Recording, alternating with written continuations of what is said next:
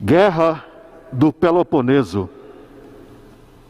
Guerra dos 30 anos, guerras napoleônicas, Guerra dos Farrapos, Guerra do Paraguai, Guerra dos Canudos, Primeira Grande Guerra Mundial, Segunda Grande Guerra Mundial, Guerra dos 100 anos, Guerra da Coreia, Guerra do Vietnã, Guerra dos 6 dias, Guerra do Iraque, Guerra Civil Angolana, Guerra da Bósnia, Guerra do Kosovo, Guerra do Afeganistão, Guerra Civil Síria, inveja, egoísmo, intolerância ao diferente, desrespeito ao outro, preconceito de gênero, preconceito racial, preconceito cultural, preconceito religioso, idolatria às celebridades, idolatria a políticos, partidarismos. E como diriam os titãs, e o pulso ainda pulsa. O pulso ainda pulsa. A despeito da guerra e do ódio, a humanidade e a igreja continuam buscando o amor e a paz. A despeito da fraqueza e do ferimento, a vida ainda pulsa. O desejo pela paz e harmonia ainda pulsa, assim como pulsa o pulso fraco. Ou ainda, como diria Chico Buarque, apesar de você, amanhã há de ser outro dia.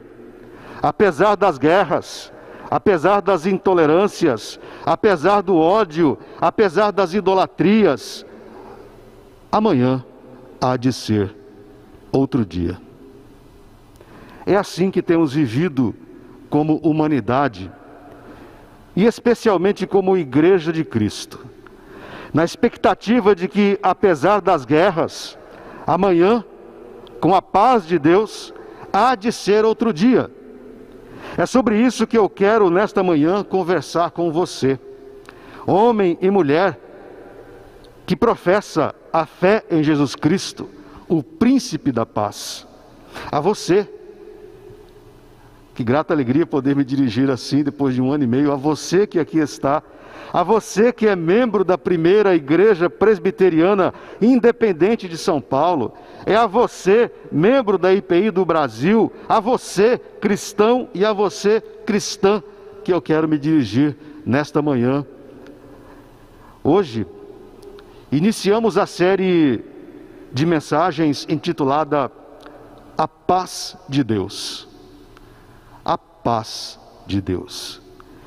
E talvez você esteja aí pensando, ponderando, ora, mas falar de paz de Deus citando guerras? Sim. Não há como falar de paz sem levar em consideração a sua oponente, o seu contrário, o seu antônimo, a sua antítese. A paz é buscada para pôr fim justamente às guerras, sejam elas guerras de fuzis ou de palavras.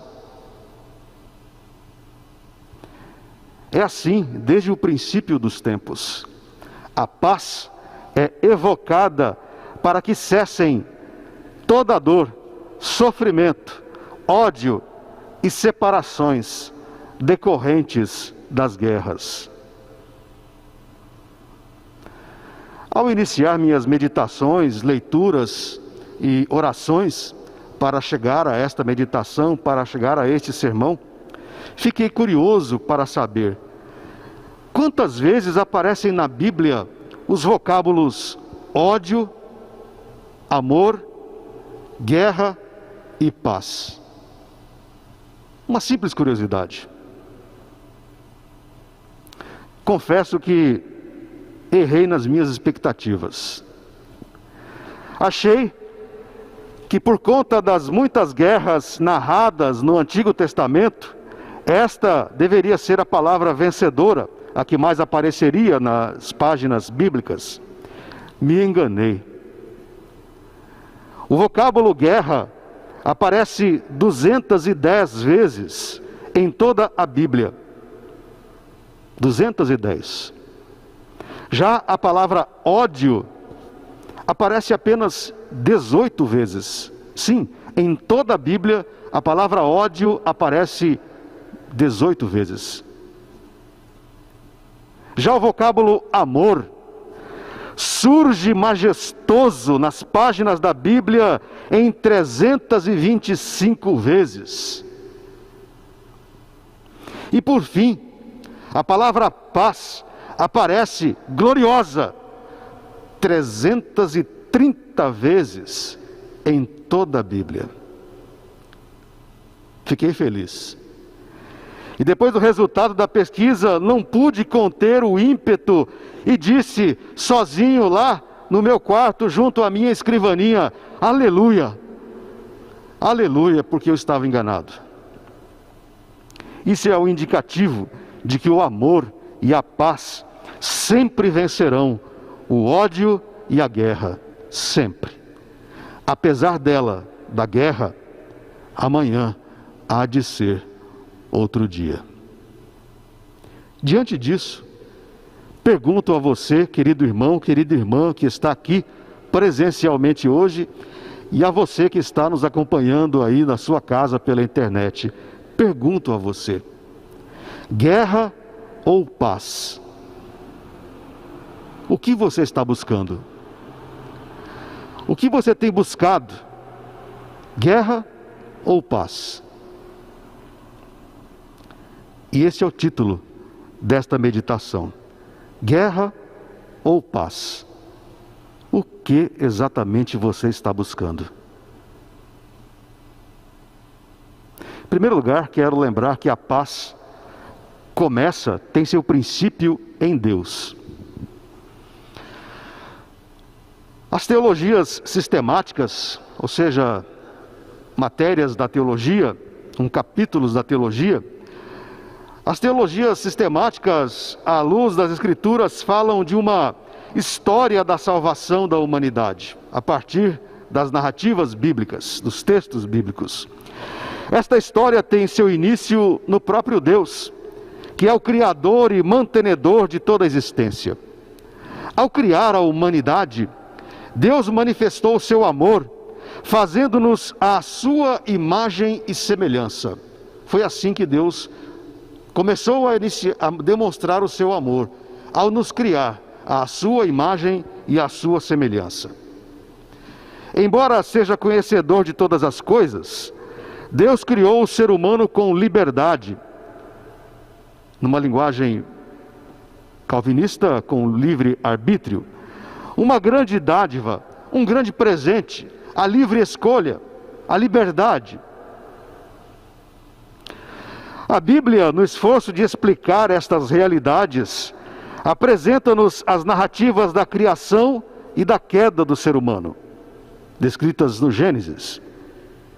Deus, ao criar todo o universo, cria também o ser humano e o coloca no jardim do Éden, para desfrutar da perfeição e da paz. Paz que Ele mesmo ofereceu ao ser humano. Diz-nos o Gênesis que neste jardim, o ser humano, munido de sua liberdade, optou por desobedecer a Deus. E assim, o Éden, desde então, é uma espécie de tipo ideal daquilo que aguardamos dia após dia desde então.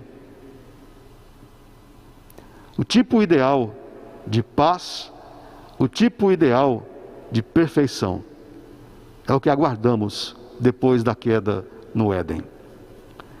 Feita a opção do ser humano, a paz deixou de ser companheira natural dele.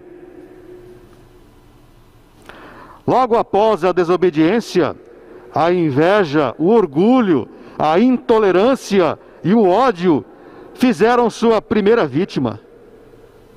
Caim mata seu próprio irmão por pura inveja. É o primeiro cancelamento de que temos notícia.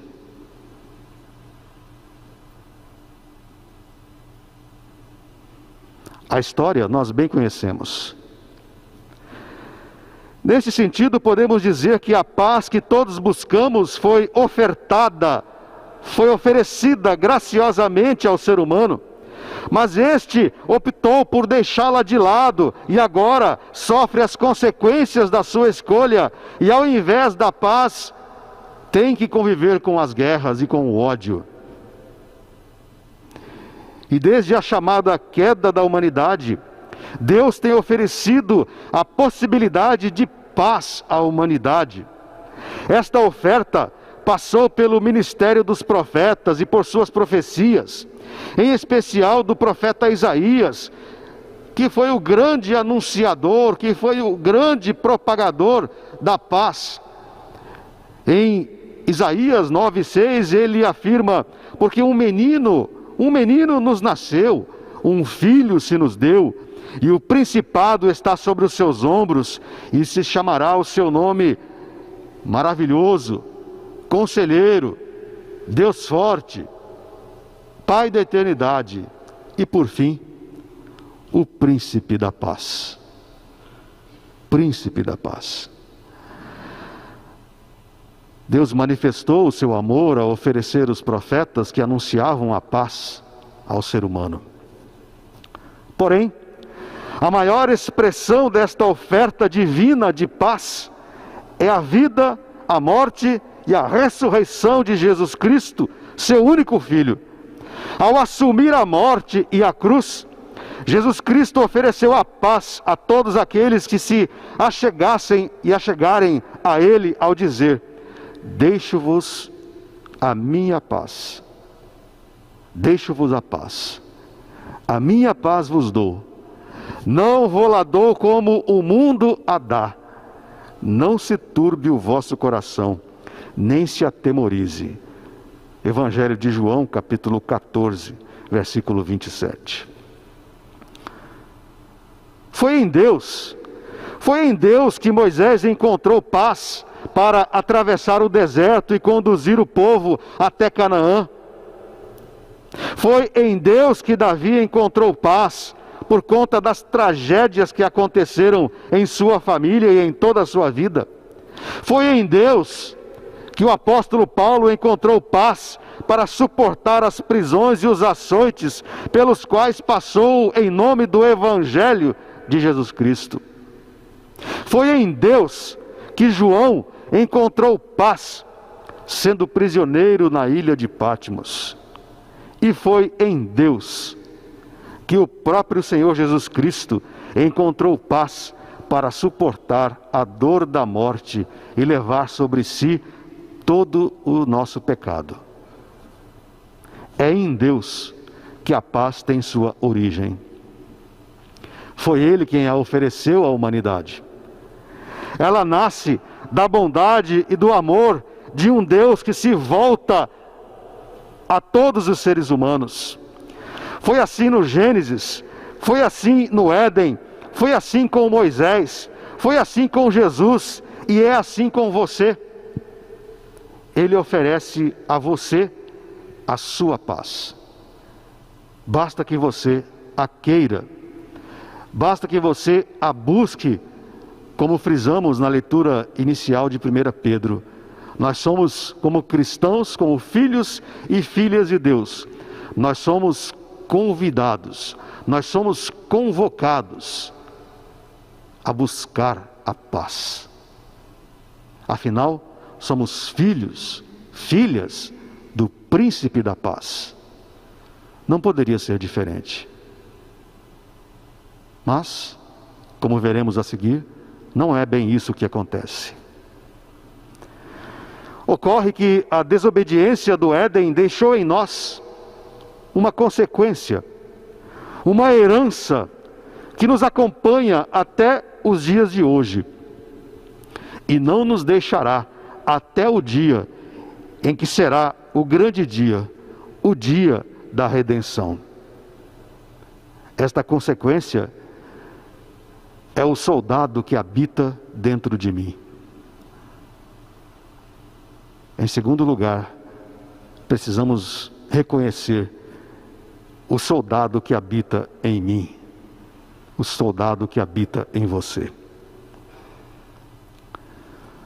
Todos nós já assistimos em partes ou em todo filmes de guerras. São sucesso seguro, certo, para Hollywood. Tentam retratar os horrores vividos por soldados em campos de batalhas. Obviamente, numa guerra há pelo menos 2 exércitos oponentes, 2 nações em guerra. Em tese, ambos os lados acham justos e verdadeiros os pontos de vista que os levaram à guerra. Ninguém vai para uma guerra achando que está errado. Nenhuma nação vai para uma guerra achando que está equivocada. Todos vão à guerra achando-se certos, que estão com a verdade.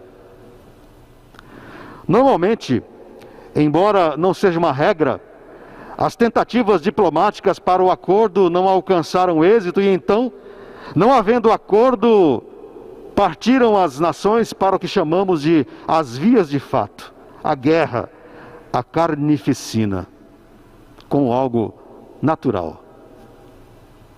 Quando olhamos tais filmes, ou quando nos informamos a respeito de alguma guerra, ficamos com o sentimento de que os líderes daqueles países envolvidos poderiam ter evitado o derramamento de sangue.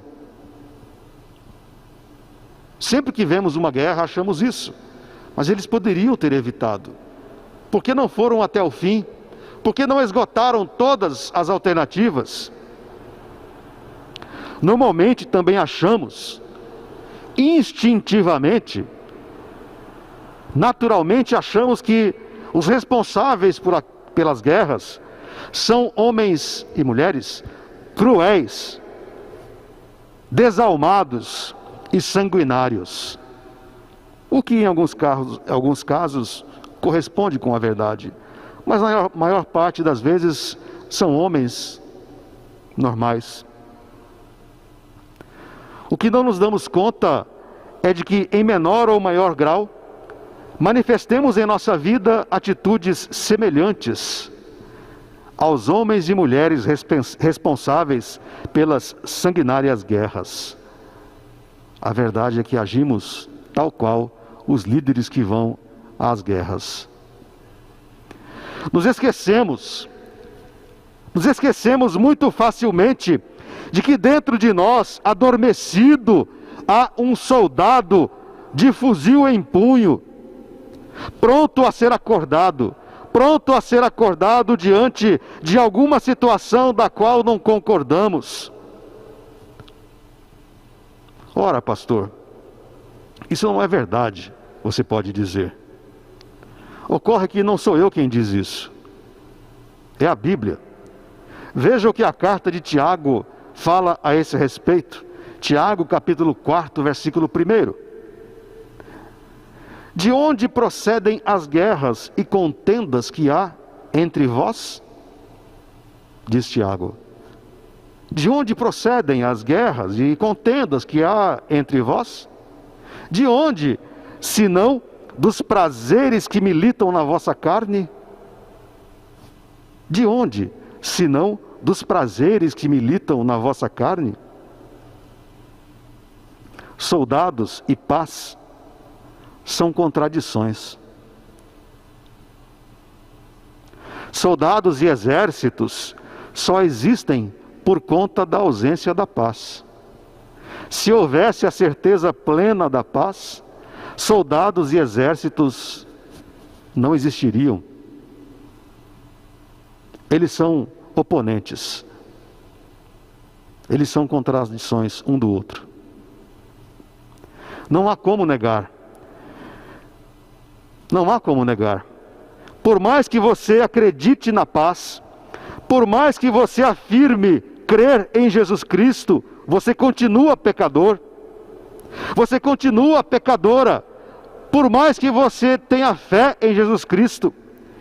E se você não conhecer, reconhecer e, acima de tudo, respeitar a sua carne, ou seja, a sua natureza pecadora, a sua natureza inclinada ao pecado, se você não conhecer muito bem a sua natureza inclinada ao pecado, em algum momento ela te devorará, e então você será vítima do soldado adormecido que há em você. Uma vez despertado, o soldado com o fuzil em punho que há dentro de você começará a atirar em tudo e em todos os que te contrariarem. Despertado, o soldado dentro de você não pestanejará em atirar, em fuzilar o irmão de fé que afirma não gostar do seu político de estimação. Será o soldado interior adormecido dentro de você que fará isso. Dentro de você, o soldado que emerge do sono estará pronto a matar qualquer um que não torça para o seu time de coração. O soldado dentro de você estará sempre pronto a agir para mostrar que é você quem sabe todas as coisas, que é você quem tem razão em todas as coisas. E se não te ouvirem, se não concordarem com você, o soldado despertará com sua metralhadora. E não importa se seja um irmão de sangue com quem você compartilhou o quarto e toda a sua infância. Não importa se seja o seu pai, não importa se seja um primo, se seja uma prima, um tio, uma tia, nada importará. Ele dará uma rajada de tiros para que todos saibam quem de fato tem razão, quem tem a última palavra e quem, afinal das contas, está certo. Você. Este soldado que habita dentro de você tem nome e chama-se pecado. O soldado que habita em mim, de fuzil em punho, chama-se pecado.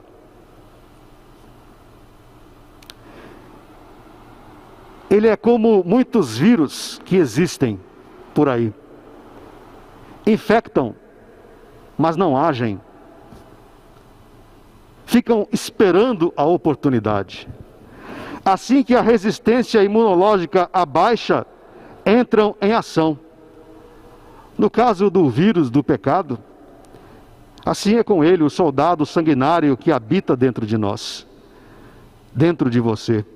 Quando a resistência espiritual abaixa, ele entra em ação, criando as guerras e as contendas entre amigos, entre as famílias, contendas na igreja e na sociedade como um todo. É o que nos diz Romanos 3:23. Porque todos pecaram e carecem, precisam da glória de Deus.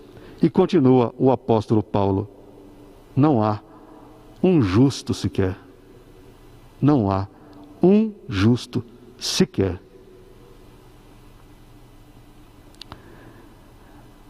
Diante desta situação, em terceiro lugar, é preciso, portanto, que nós, que afirmamos a fé em Jesus Cristo, busquemos a promoção da paz. Embora iniciada em Deus, a paz só se concretiza com atitudes muito particulares. Em outras palavras, a paz depende, em sua maior parte, de dominarmos o soldado existente em todos nós, o pecado. E segundo 1 Pedro, capítulo 3, versículos 8 ao 12, texto que lemos, precisamos nos empenhar em alcançar a paz. Se somos filhos de Deus, se afirmamos a fé em Jesus Cristo, o príncipe da paz, precisamos nos empenhar em buscar a paz. Estamos vivendo no Brasil, especialmente e infelizmente, um ambiente perfeito para a guerra. É o que nos mostra o jornalista e teólogo metodista Maurício Zagari, no livro O Evangelho da Paz e o Discurso de Ódio. Sugiro que você tenha acesso a esse livro, compre esse livro. São vários autores. O Evangelho da Paz e o Discurso de Ódio. Zagari, fazendo análise da situação que vivemos, diz-nos o seguinte: o problema está posto e o diagnóstico é: a Igreja de Cristo está dividida, cooptada pela polarização da sociedade e, em grande parte, imersa na estranha ideia de que a forma de agir com quem se opõe é por meio de discurso de ódio, ataques, agressões, deboches, desqualificações, desmerecimentos, guetificação, rotulação, segregação, dissensões, facções, acessos de raiva e uma postura beligerante de guerra. Continua Zagari.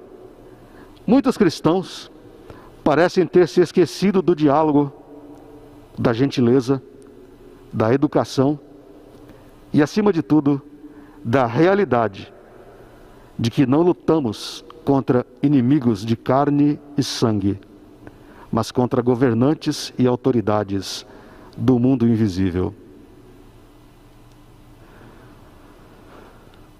Se você acessa as redes sociais hoje em dia,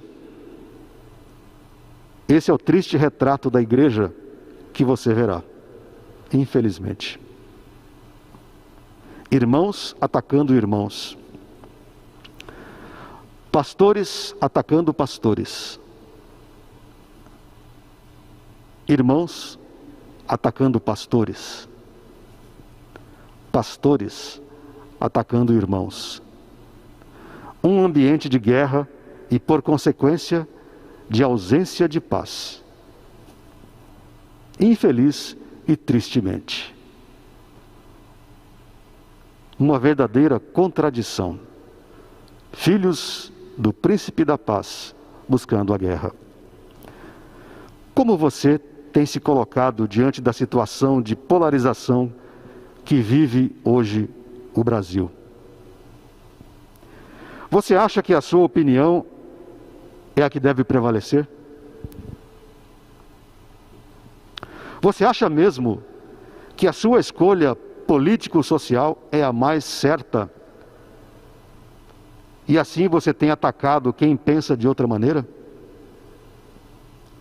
Como tem sido sua participação nas redes sociais?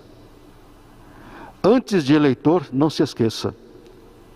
Antes de ser eleitor, você é cristão. Você é cristã. Portanto, jamais se esqueça disso. A sociedade brasileira perdeu a capacidade de ouvir o diferente. E mais que isso, a sociedade brasileira perdeu a capacidade de respeitar o diferente por suas escolhas, que são apenas diferentes. E, infelizmente, este fenômeno social chegou nos relacionamentos eclesiásticos, chegou na igreja, chegou e tem afastado irmãos, gerando inimizades. Diante da situação, cabe a cada um de nós perguntar-se: como posso promover a paz de Deus? Como promover a paz para mim mesmo, para a igreja e para o mundo? Como podemos fazer isso? A resposta está contida no texto que lemos. Em 1 Pedro, capítulo 3, que nos orienta a não pagarmos a injúria com a injúria, a não pagarmos o mal com o mal. A paz é construída com ações de domínio próprio. A vitória sobre a guerra e o ódio começa pelo domínio próprio. Diante de uma discussão, o melhor é calar-se, por amor ao próximo. Para calar-se em tais situações, é necessário exercer o domínio próprio, conter as suas próprias emoções e a sua própria língua, e refrear a língua. Fazendo isso, você não pagará o mal por mal e a injúria com a injúria. O que tem sido tão natural e normal ultimamente. Tenho certeza de que se você exercer o domínio próprio para não responder a alguém que pense diferente de você, seja nas redes sociais, seja no relacionamento presencial, evitará uma troca mútua de acusações e ofensas desnecessárias. E assim estará promovendo a paz. Primeiro para você mesmo, que não se irritará, e depois para o outro, que não ouvirá ou lerá uma ofensa vinda de você, um irmão conhecido ou ainda um amigo. Nesse sentido, promover a paz é dominar o soldado interior que há dentro de nós. Promover a paz é dominar o soldado adormecido dentro de nós. O soldado que há em você, ou seja, sua sede insaciável de provar o tempo todo que está certo, que você é quem tem a razão e que as suas escolhas são as melhores. Se você conseguir dominar este ímpeto de querer provar isso para tudo e para todos, você estará promovendo a paz. Todas essas atitudes são frutos da carne. E precisamos ouvir o apóstolo Paulo que disse em Romanos 14:19: sigamos, pois, as coisas que servem para a paz e para a edificação de uns para com os outros. Sigamos, pois, as coisas que servem para a paz e para a edificação de uns para com os outros. Guerra ou paz? O que você está buscando? Termino contando a história de Abraham Lincoln e Edward Stanton. Stanton era inimigo declarado de Lincoln e publicamente o insultava, chamando-o, dentre outras coisas, de palhaço velhaco de baixo nível, e colocou em Lincoln o apelido de o pai dos gorilas. Pai dos gorilas. E por que esse apelido?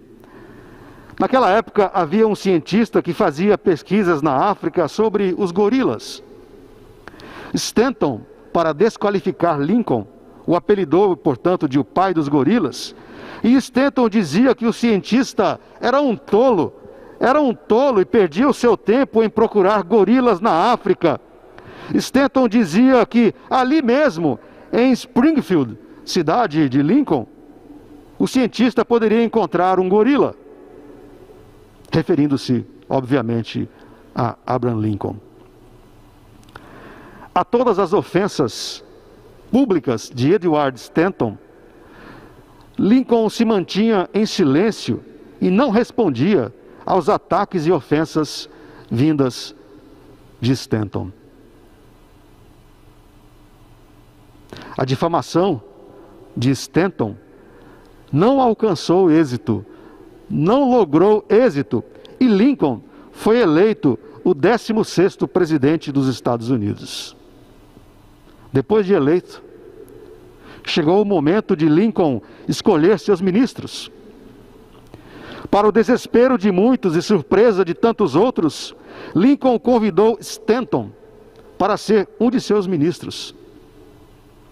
Perguntado por que havia escolhido para ministro o seu maldizente e caluniador, Lincoln disse que não havia encontrado em todos os Estados Unidos homem mais preparado para aquele cargo que Edward Stanton. Durante os praticamente 5 anos em que foi presidente, Lincoln tratava seu ministro e ex-caluniador com respeito e cortesia, como se nada tivesse acontecido. O tempo passou. Em 14 de abril de 1865, praticamente no ano em que esta igreja foi organizada, um mês depois desta igreja ter sido organizada, em 14 de abril de 1865, Lincoln foi assassinado, como bem sabemos. O corpo do presidente ficou em exposição numa sala, e ao seu lado, de pé, um Stanton diferente, completamente transformado, e no discurso disse, emocionado: aí jaz o maior governante que o mundo já viu. Agora, ele é parte da história. Foi a vitória do amor sobre o ódio, a vitória da paz sobre a guerra. Em tempos de afronta, desrespeito, agressividade, ódio, intolerância, não busque a guerra, busque a paz. Não permita, querido irmão, querida irmã, que o soldado de fuzil em punhos, adormecido que há em você, acorde. Não permita. Busque a paz. Quero terminar lendo o mesmo texto de 1 Pedro, capítulo 3, versículo 8 ao 12, mas agora na paráfrase a mensagem de Eugene Peterson. E assim terminamos esta mensagem. Diz Peterson: resumindo, sejam agradáveis, simpáticos, amáveis, compassivos, humildes. Isso vale para todos, sem exceção. Nada de retaliação, nada de língua afiada para o sarcasmo. Em vez disso, abençoem, que é a obrigação de vocês. Assim, serão uma bênção e também receberão bênçãos. Quem quer abraçar a vida e ver dias cheios de bem, eis o que tem de fazer. Não diga nada maldoso ou capaz de ferir. Despreze o mal e cultive o bem. Persiga a paz com todo o empenho. Deus aprova tudo isso, ouvindo e respondendo bem ao que é pedido, mas volta as costas para os que fazem o mal. A Deus, pois, toda a glória. Deus nos abençoe. Busquemos a paz. Amém.